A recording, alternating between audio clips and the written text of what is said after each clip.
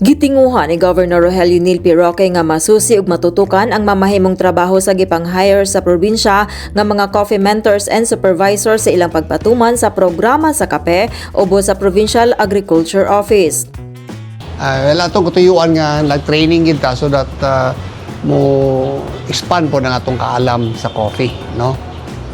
Para dili lang limited ang ato ang kahibalo, so that maka-assess tag-ayo sa ato ang mga technical people nato sa coffee, no? Ang gatabang sa itong mga farmers. Mas may man tong pati kita mismo naka-learn para kahibalo po ta sa ilang agi yung tama ba.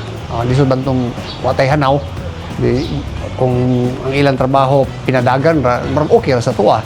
Unlike tong nakahibalo kita kung siya tama, kung siya sakto nga pag-alaga o pagtanom o pagproseso sa mga kape. So kabalota nga giayo pud sa atong mga Sumala ni Governor Roque nga mahinungdanon nga insakto ang pagtrabaho sa coffee project gawas pa sa pagtudlo sa technical aspect sa coffee farming.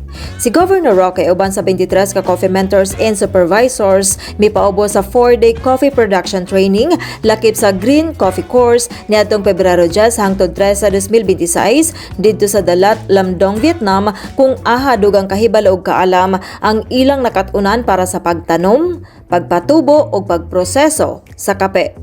Muna nga nag-additional kita og mga job orders nga ng mga tao na atog yung gitrain nga mooy maka-guide, no, sa ato ang coffee roadmap, kauban sa atong coffee roadmap, mag-guide sa atong mga farmers. Okay. So muna nga kita gid ang sa probinsya nag-initiate magdugang tag-technical people nga makahibalo sa kape.